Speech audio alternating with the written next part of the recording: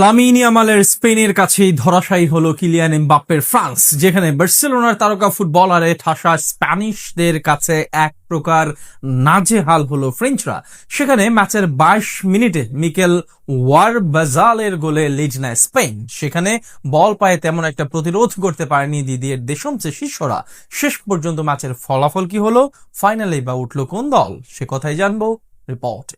জিতলেই মিলবে ফাইনালের টিকিট, হারলে বাদ পড়তে হবে শিরোপা জয়ের লড়াই থেকে। এমন সমীকরণ মাথায় রেখে চলমান বিশ্বকাপের প্রথম সেমিফাইনালে মাঠে নামে কিলিয়ান এমবাপ্পের ফ্রান্স ও লামিন ইয়ামালের স্পেন। যুক্তরাষ্ট্রের ডালাসে যেখানে ম্যাচের শুরু থেকে আক্রমণাত্মক ফুটবল খেলতে দেখা যায় ইউরোপীয় ফুটবলের এই দুই পাওয়ার হাউসকে। ফলস্বরূপ ম্যাচের মাত্র ষষ্ঠ মিনিটেই মাঠের বা প্রান্ত দিয়ে দারুণ এক আক্রমণ পরিচালনা করেন ফ্রেঞ্চ লেফট উইঙ্গার ব্র্যাডলি বারকোলা, যেখানে স্প্যানিশ ডিফেন্ডার পেদ্রো পোরোকে পরাস্ত করে বল নিয়ে স্প্যানিশদের অর্ধে ডি বক্সের ভেতরে ঢুকে পড়েন বারকোলা। তবে তার সেই আক্রমণ কর্নারের বিনিময়ে ঠেকিয়ে দেন পাও কুবার্সি। এর ঠিক 2 মিনিট পর ফ্রেঞ্চ রক্ষণদুর্গে দারুণ এক আক্রমণ চালায় স্পেন, যেখানে ডি বক্সের সামান্য বাইরে দানি ওলমোকে ফাউল করে বসেন অ্যাড্রিয়ান র্যাবিওট। এ সময় তাকে হলুদ কার্ড দেখান মাঠে উপস্থিত রেফারি। তবে দারুণ এক জায়গা থেকে ফ্রি কিকে দুর্বল শটে স্প্যানিশদের গোল বঞ্চিত করেন অ্যালেক্স বায়ানা। এরপর ম্যাচের 15তম মিনিটে রদ্রিকে ফাউল করে বসেন মাইকেল ওলিসে। তবে সেখান থেকে ফ্রি কিকে তেমন কিছু করতে পারে না স্প্যানিশ ফুটবলাররা। উল্টো কাউন্টার অ্যাটাকে দারুণ এক আক্রমণ চালায় কিলিয়ান এমবাপ্পে। তবে আমেরিক লাপোর্তে ও পাও কুবার্সির দুর্দান্ত রক্ষণে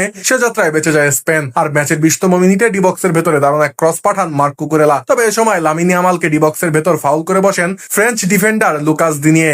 ফলে এ সময় পেনাল্টি পায় স্পেন। আর পেনাল্টিতে ঠান্ডা মাথায় গোল করে স্প্যানিশদের 1-0 গোলে এগিয়ে নেন মিকেল ওয়ারবাজাল। আর 30 মিনিটে ইনজুরিতে পড়ে মাঠ ছাড়েন উইলিয়াম সালিবা, যার বদলি হিসেবে মাঠে নামেন ম্যাক্সেন লাকট্রিক্স। 1 মিনিট পর মাইকেল ওলিসেকে ফাউল করে হলুদ কার্ড দেখেন কুকুরেলা। এর 5 মিনিট পর কাউন্টার অ্যাটাকে দারুণ এক আক্রমণ পরিচালনা করেন বারকোলা। তবে লক্ষ্যভ্রষ্ট শটে এ সময় ফ্রেঞ্চদের গোল বঞ্চিত করেন পিএসজির এই লেফট উইঙ্গার। 2 মিনিট পর মাইক ম্যাগনানের ভুলে বল পেয়ে যান বায়ানা। তবে ম্যাচের 38তম মিনিটে সেখান থেকে গোল করতে ব্যর্থ হন লামিন ইয়ামাল। তবে এরপর প্রথমার্ধের বাকি সময়ে আর কোনো দল গোল করতে ব্যর্থ হলে 1-0 গোলে এগিয়ে থেকেই বিরতিতে যায় স্পেন।